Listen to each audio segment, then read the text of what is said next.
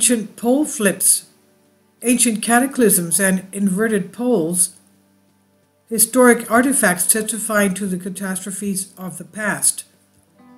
And of course, it's found in the rocks. The first thing I learned in Geology 101 in college is that when the magma, the new rocks are being formed, the lava coming out has a magnetic, the magnetic field embedded in it. So that's how they find out what happened in the past. Despite the fact that official historians, for the most part, call all those who doubt the veracity of the myths set forth in textbooks ignorant and incompetent, few people know that there are many historical sources that contradict this very official version. Greek Herodotus of ancient Greece, Herodotus of Heraclius, the father of history, retells his conversations with Egyptian priests during his visit to Egypt. After Egypt became a kingdom, quote, 4 times during this time, as I was told, the sun was rising contrary to its usual. Twice it rose where it now sits, and twice it sat where it now rises. In addition to Herodotus, Roman geographer Pomponius Mela wrote the same thing. Quote, the Egyptians take pride in being the oldest people in the world. In their original chronicles, one can read that since the beginning of their existence, the course of the stars has changed its direction 4 times, and that the sun has set twice in that part of the sky where it now rises. In other words, it would set in the east. That is, everything changed 4 times. How can this be explained? The historical data of Egypt are unequivocal. Harris's magical papyrus tells about the cosmic displacement of fire and water when, quote, the south became the north and the earth turned over, unquote. The Ipuwer papyrus states that the earth turned like a potter's wheel. In the papyrus of the Hermitage, there is also a mention of a catastrophe that turned the earth upside down. Let's be reminded that people did not know about the daily rotation of the earth and believed that the firmament with its luminaries rotates around the earth. Something happened that never happened. In ancient Egypt, there was a name, even a name, for the rising of the western sun, called Garuk Huti. It rises in the west. In the Syrian city of Ugarit, Ras Shamra, a text was found dedicated to the goddess Anat, who, quote, destroyed the population of the Levant and reversed the 2 dawns and the movement of the stars, end quote.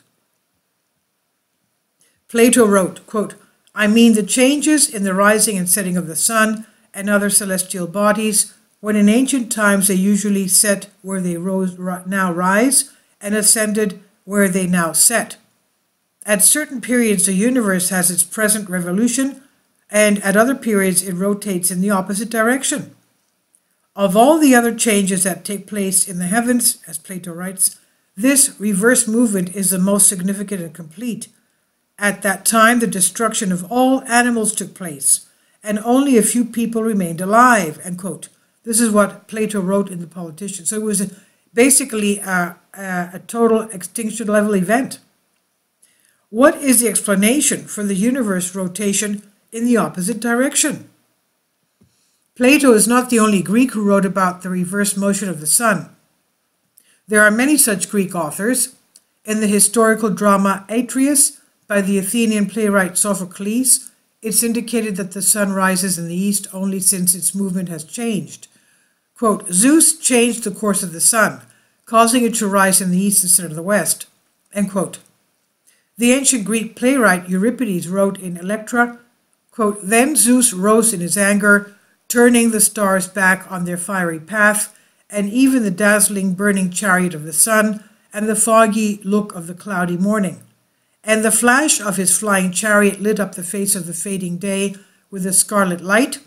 The sun turned back, carrying the punishment of mortals with the whip of its anger. In another essay, Euripides writes, and the winged chariot of the sun rushed back from a terrible strife, changing its path through the heavens to the west, in the direction where the dawn was burning with a blush. The people, seized with fear, asked, do we alone of all mankind deserve to have the sky with inverted poles frighten us? Has our last day really come? End quote. So he's clearly talking about inverted poles. How can it be that the sky with inverted poles terrified people back then, prompting them to await for an end of dates scenario? Among the American Indians, the sun, which moves to the east, hence in the direction opposite of what we have now, even has a separate name. They call it Teotlixo. The Mexican people symbolically liken the change in the direction of the solar movement to a celestial ball game accompanied by collisions and earthquakes on Earth. Jewish historical data, Hai Gaon, in his answers, mentions cosmic changes as a result of which the sun rose in the west and set in the east. In the treatise Sanhedrin, which is part of the Talmud, it says, quote, 7 days before the flood, the Holy One changed the original order, and the sun rose in the west and set in the east. So this was before the flood.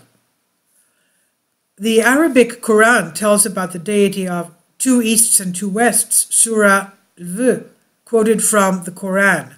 Quote, the hour will not come until the sun rises in the west, and when it rises and people see it, they will all believe. But when a person will not be good in faith, if he did not believe before, did not deserve good by doing righteous deeds by their faith, end quote.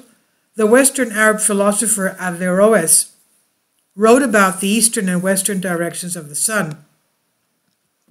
In Russian chronicles dating back to the 13th and 14th centuries, though all of them are from later lists, there are reddening of the sky, earthquakes, forest fires, 2-month darkness, unprecedented floods, and so on. In the Vologda Chronicle, it's written, the sun died. Jesuit missionary Martinius wrote a book called History of China, according to ancient chronicles. Leaving behind the brackets of falsification of Cathay, China, but the book directly says about the displacement of the Earth's axis. Quote, the support of the sky collapsed. The Earth was shaken to its very foundation. The sky began to fall to the north. The sun, moon, and stars changed the path of their movement. The entire system of the universe came, the sun was in eclipse, and the planets changed their paths, end quote. This reminds us of what we read in the Apocalypse of St. John, the theologian. Now, what are these sources talking about? Obviously about those very global catastrophes of the past, the presence of which the official science completely ignores, telling us about the progressive development of civilizations from the most primitive cultures to the modern one. But if such catastrophes did occur in the past, it means that as a result of them, humanity has more than once been thrown into the Stone Age in its development.